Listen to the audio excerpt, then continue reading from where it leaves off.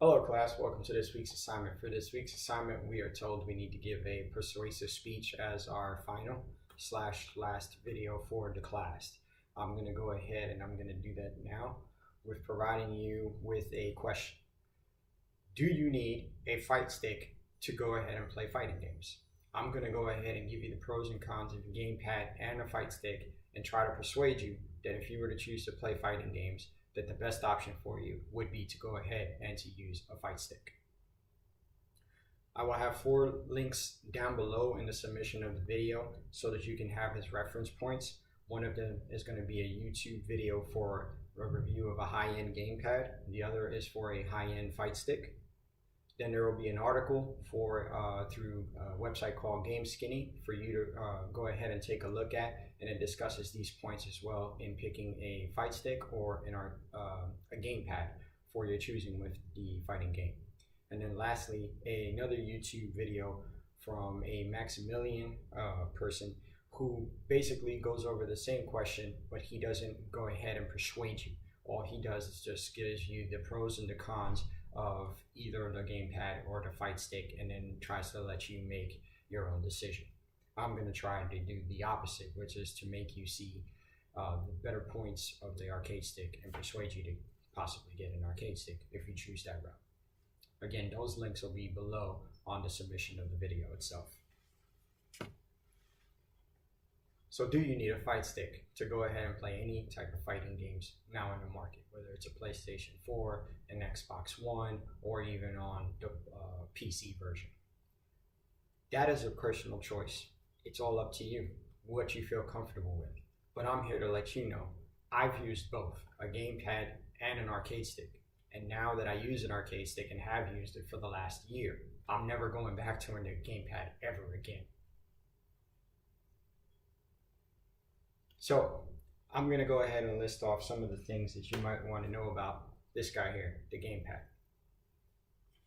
I have been using an arcade stick for the last year, ever since Street Fighter V came out this past February. It took a little while to get used to it, but I got used to it, and after that, never want to go back to this guy. Obviously, this guy is a little bit cheaper. You get him inside your PlayStation 4 when you buy your PlayStation 4, or you can purchase an additional one of this exact one for $35. There are some gamepads out there that are made specifically for fighting games themselves, and they range up to about 60 bucks. The arcade sticks, on the other hand, well, they're expensive. They start off at the average of about $150. The max that you'll see right now is about $300 for the newly arcade stick that's out on the market that most pros are using, which is called the Quamba Dragon, and that one goes for about $300 again.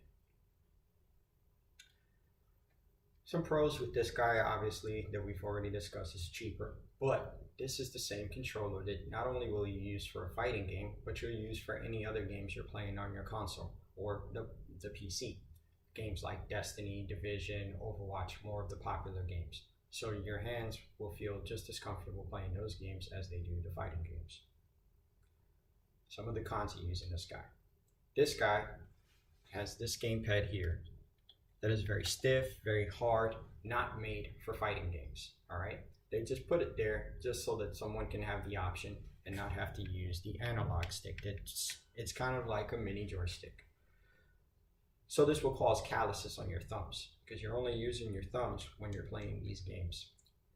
You might use your trigger fingers up here for your bumpers, but that's about it. There's no other buttons or there's no other hand movements or fingers that you will be using for this gamepad. With that said, because of that, last month at the Capcom Cup, the Street Fighter V tournament, where there was a prize purse for $230,000, and it was won by a young man that was competing on this gamepad. I know what you're thinking. Well, if a guy just won $230,000 playing Street Fighter V using the gamepad, well, then I should use the gamepad. No. Again, personal preference.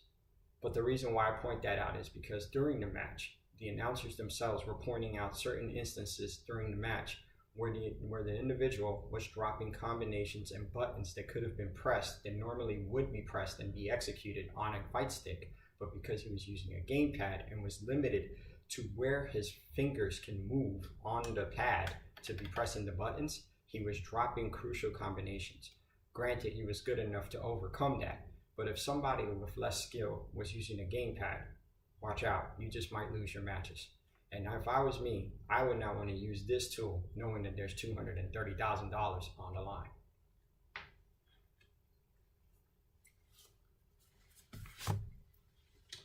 Now onto the fight stick, and we've all seen it before because I've reviewed it in a couple of weeks' videos.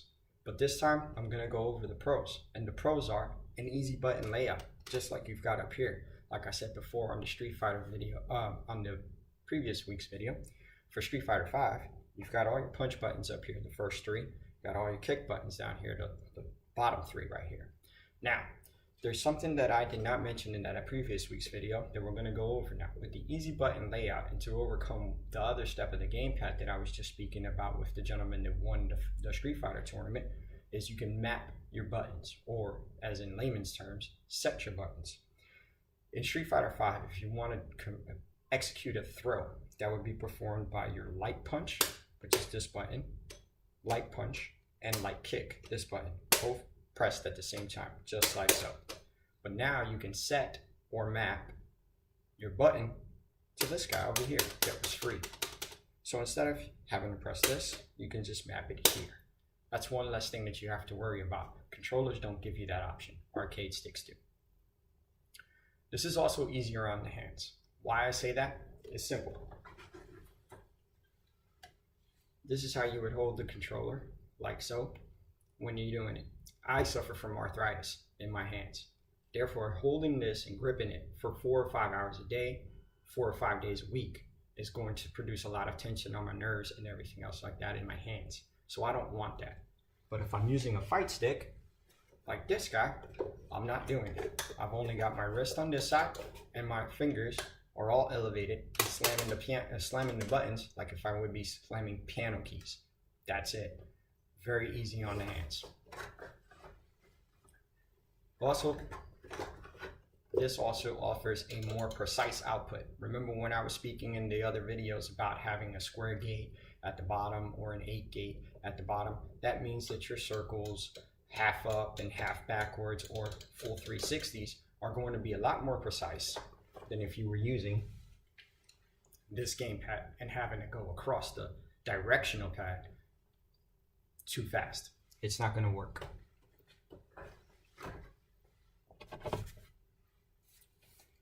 Now, one con about the fight stick that I did not mention before because it was not warranted, but I will mention now, is it is a learning curve. There's a learning curve to using the fight stick. Most people would say it's only going to take you about 10 hours of gameplay to get used to it. But that's somebody that's going to play 10 hours straight or plays this non-stop and already has the combinations and moves already ingrained into their head. The everyday person is not going to take as short of a time. They're going to need a lot more time. So like me, I needed about 2 months. Once 2 months went about, I got really comfortable with my arcade stick and I was ready to go. Never had to go back to the gamepad again. So in conclusion, the arcade stick is the better choice over the gamepad. I understand it is a little bit more expensive and it is a learning curve. But once you get past that, the benefits surely outweigh the benefits from using a gamepad. You can't go back. I wouldn't go back. Not to mention, don't ever go to a tournament like I did with a gamepad. Everybody looks at you like you're just some sort of newbie. And you don't like it in those looks anyway. You're as nervous as all can be in the tournament, so you don't need any more extra pressure. Granted, that's a cultural thing, but hey, one less thing to worry about is always better. But the real selling point is this. Fighting games are now becoming an esports type of deal, just like Call of Duty, Destiny, Overwatch, Dota, things of that nature, where real money is being placed on the line. I don't know about you, but when I play baseball, I use a bat, and it's my own personalized bat. With this, I get to choose my own personalized controller, a fight stick, and that's my equipment of choice. That is my choice to make sure that I don't leave the match knowing that there's $230,000 on the line to chance and not being able to pull off a move that I know I can't pull off on a gamepad. That's this week's video for my persuasive speech. I hope that if you dive into the fighting games, that you'll choose the arcade stick. Thank you.